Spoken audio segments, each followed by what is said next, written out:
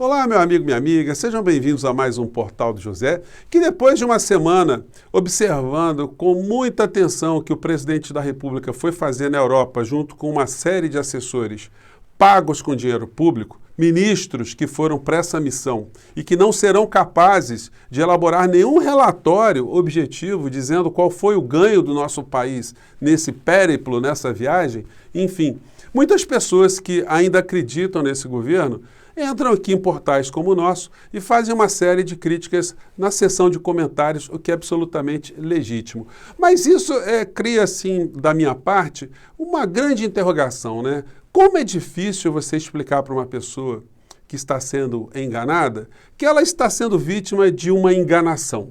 Isso vale para o campo particular, mas vale também para o campo da sociologia, o campo da política, da ciência política de uma maneira geral. Você certamente já se deparou na sua vida com alguma situação que você quis avisar uma pessoa que ela estava sendo enganada, estava sendo traída, estava sendo ludibriada, que ela estava no curso de um golpe, e essa pessoa, às vezes, acabou ficando até chateada com você.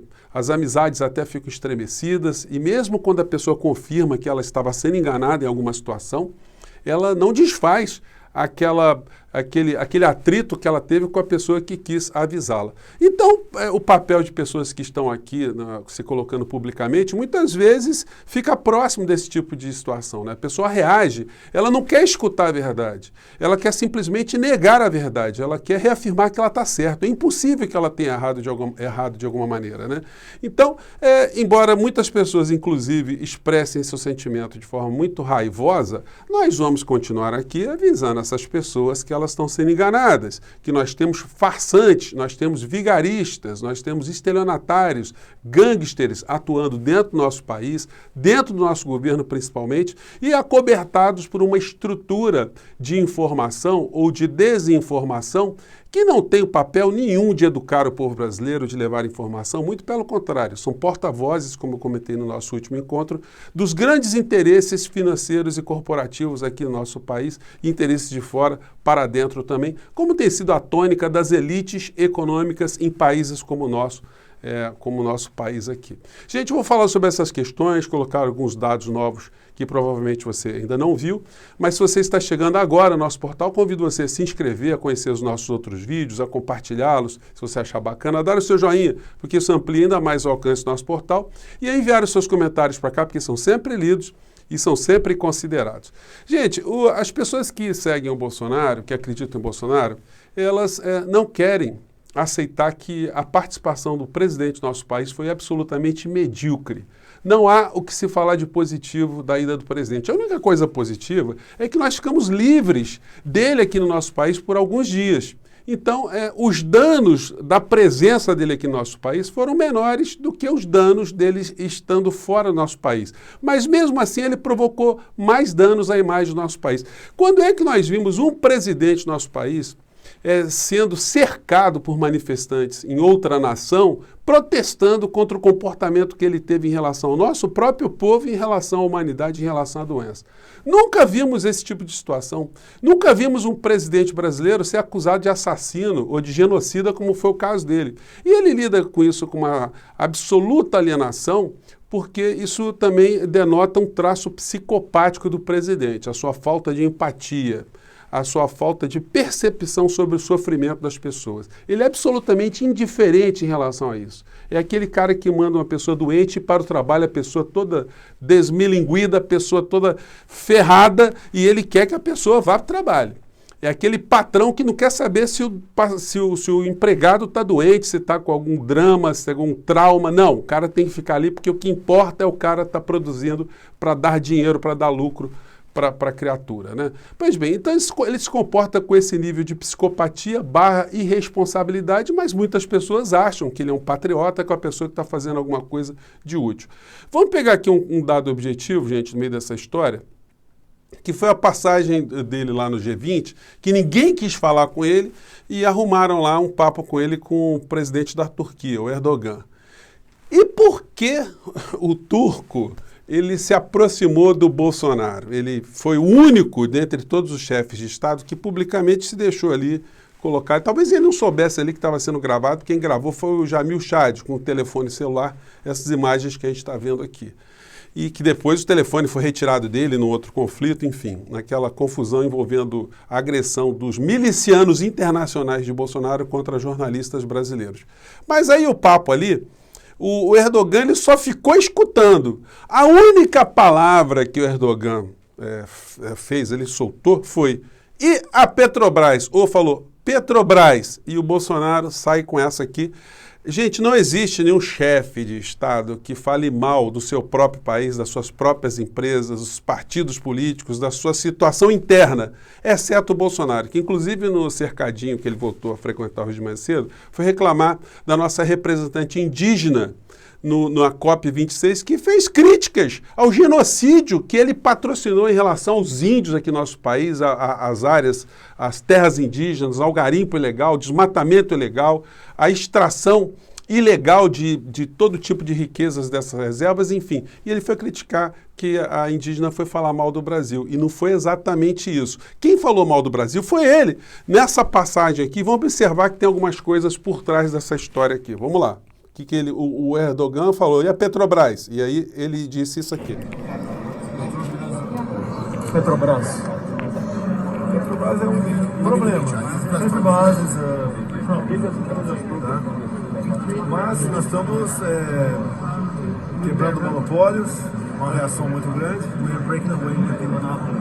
O Bolsonaro é tão desinformado, tão mentiroso, tão cretinizado em relação a esses dados, que ele falou que o monopólio da Petrobras estava sendo quebrado. O monopólio já foi quebrado desde 1996. No entanto, ele apresenta, inclusive o Erdogan aqui, deve ter pensado assim instantaneamente, vem cá, esse cara é um idiota, ele é o presidente do Brasil mesmo, será que ele não sabe? E vou explicar porque o Erdogan sabe mais do que o Bolsonaro sobre a Petrobras. Vamos seguir aqui.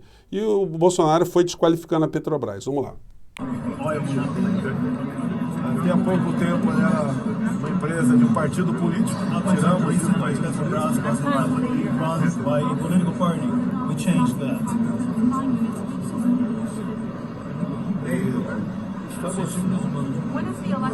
Quando serão as eleições, presidente?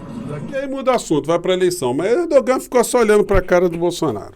Bom, por que o Erdogan perguntou sobre Petrobras? Gente, porque desde 2006 a Petrobras tem acordo com a estatal do petróleo turco, porque a Turquia sempre tentou explorar petróleo no Mar Negro, mas quem detinha tecnologia para perfuração em plataformas muito profundas sempre foi a Petrobras, que se notabilizou no planeta por conta disso. Então, desde então, a empresa petrolífera turca estatal tem contratado serviços da Petrobras, o que sempre rendeu dividendos para a Petrobras, emprego para a Petrobras, de profissionais absolutamente qualificados, geólogos, oceanógrafos, enfim, pesquisadores, engenheiros, peritos em petróleo, enfim, em plataformas, em todo tipo de tecnologia necessário para esse tipo de exploração específica da Petrobras. E aí, como o presidente da Turquia, ele sabe disso, porque inclusive atualmente a Turquia está tentando explorar petróleo no mar perto de Chipre, porque é uma riqueza, é uma situação estratégica para eles, e a Turquia hoje é uma potência também econômica que eclodiu nas últimas décadas, de um papel que tinha de ostracismo para um papel de maior destaque, é uma nação hoje muito considerada, enfim, e sabem que o petróleo e a energia é absolutamente estratégico. E o Bolsonaro foi falar mal da nossa empresa, dizendo que era uma empresa de partido político. O Erdogan deve ter depois saído da rodinha e falar assim, vem cá, o cara é mais imbecil do que vocês tinham me falado, eu vou ter que trocar assessoria, porque se eu soubesse que ele era tão imbecil, eu não tinha nem dado conversa para ele. Bom, ele ficaria lá conversando com os garçons, né, que seria uma coisa, a única coisa possível de ser feita por ele, por uma figura como ele, por lá. Gente, o Bolsonaro tem falado muito da teta, né, das grandes redes de televisão, da Rede Globo, que ele finge que briga, mas se vocês analisarem agora os telejornais mais importantes da emissora, na programação, vocês vão ver a Petrobras despejando rios de dinheiro na emissora, ao contrário do que o Bolsonaro tinha dito, né, para criar uma falsa impressão na população brasileira que o vilão dos preços do petróleo aqui dentro, dos nossos combustíveis, são derivados ou são responsabilidades dos governadores, como se os governadores tivessem elevado os impostos. Gente, todos os impostos que nós pagamos no Brasil, especificamente o ICMS, ele vem numa cadeia de produtividade ou de produção. O preço, o valor do imposto é sempre praticado sobre a circulação da mercadoria, por isso chama imposto de circulação de mercadorias e serviços. E o preço é sempre calculado ao final. A propaganda que a Petrobras está exibindo, ela visa criar uma falsa impressão que os governadores, especificamente sobre os combustíveis, aplicam um valor de impostos estratosférico, coisa que nunca aconteceu, porque o valor percentual da tributação em petróleo ou dos derivados do petróleo sempre foi a mesma. Mas se a base aumenta, evidentemente, toda a cadeia produtiva fica mais cara no final da história. O que está errado aqui no nosso país é a política criminosa de preços da Petrobras. Por que o petróleo da Argentina, a gasolina na Argentina está custando a metade do valor daqui do nosso país? Vamos lembrar que a empresa de petróleo argentina foi reestatizada. Lá para os argentinos, ela é considerada também, como na Turquia, como em vários países do mundo, empresas estratégicas para a soberania desses países. Mas aqui a gente tem essa empulhação. Quem não viu a propaganda, eu vou colocar só um trechinho aqui, porque se você acessar hoje o Jornal Nacional, você vai ver a propaganda da Petrobras, rios de dinheiro. E aí tem uma outra situação oculta no meio dessa história, né, que nós vamos falar aqui. Vamos lá pegar o trechinho. Você compra no posto? R$ 2,33. E para produzir a gasolina, a Petrobras investe bilhões de reais para descobrir o petróleo, instalar plataformas a 300 quilômetros da costa. Gente, é tanta contradição misturada com cara de pau dessa gente toda, porque é o seguinte, aqui eles enaltecem a empresa que o Bolsonaro quer vender.